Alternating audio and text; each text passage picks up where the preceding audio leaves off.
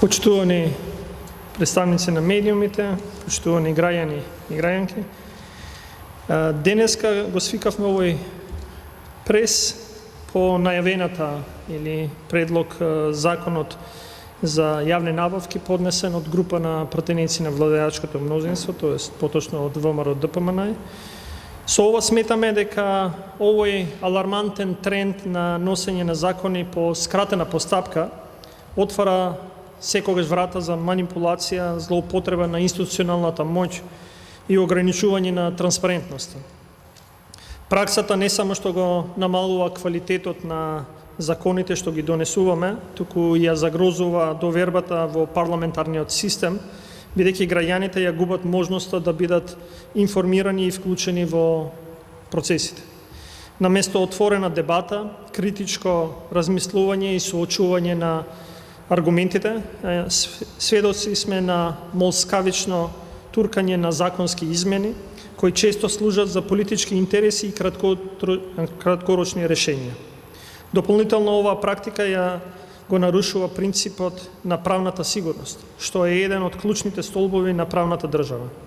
Еден од основните постулати на демократските општества е инклузивноста во процесот на донесување на одлуки.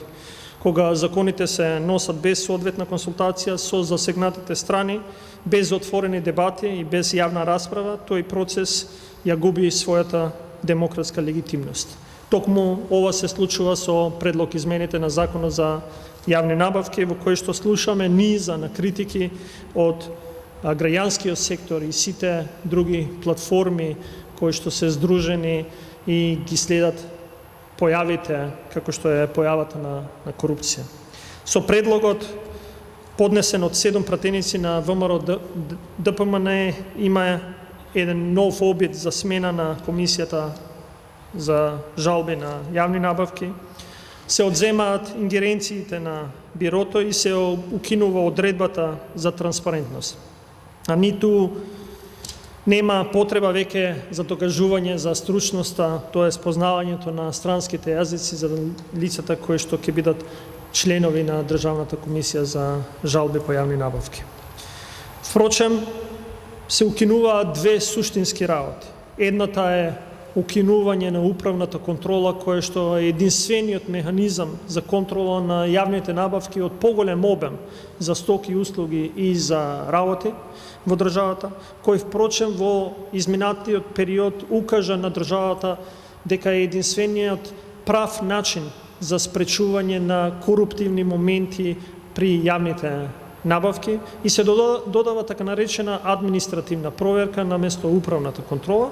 И второто е се укинува можноста за јавно објавување на мислењата на Бирото за јавни набавки и исто така и јавните набавки во самото биро. Да не зборувам за зголемување на членовите на бројот на Државната комисија за жалби по јавни набавки, начинот на нивно разрешување и докажувањето за познавањето на странските јазици. Сметаме дека ова е директен упад во систем кој што, само да подсетам, во 2019 година е донесен новиот закон за јавни набавки, кој што тогаш беше донесен без ниту еден глас против, поддржан скоро од сите пратеници, целосно усогласен со ЕУ легислативата и впрочем образложението кој што овие 7 пратеници го кажуваат дека ова е во насока на постигнување на некои од индикаторите во реформската агенда, не е точно.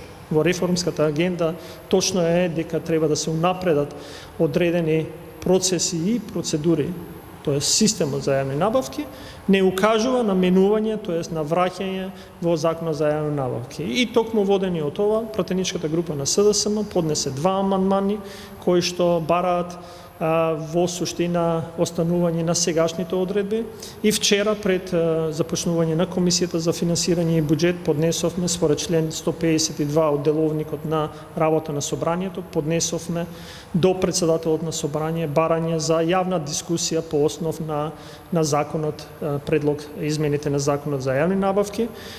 И чекаме да председателот на собранието соодветно на првата пленарна седница нашето барање го стави на усвојување.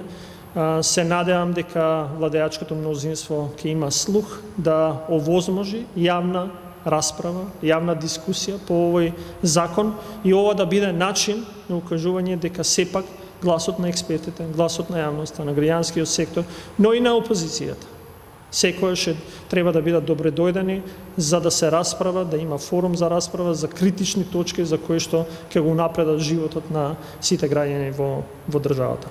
Се додека председателот на собранието не одговори, сметам дека дискусијата е нецелисходна за носење на овој закон и мислам дека соодветно пратеничката група која што го има или пратениците од пратеничката група на ВМРО ДПМН соодветно би требало да реагираат по основно. Благодарам.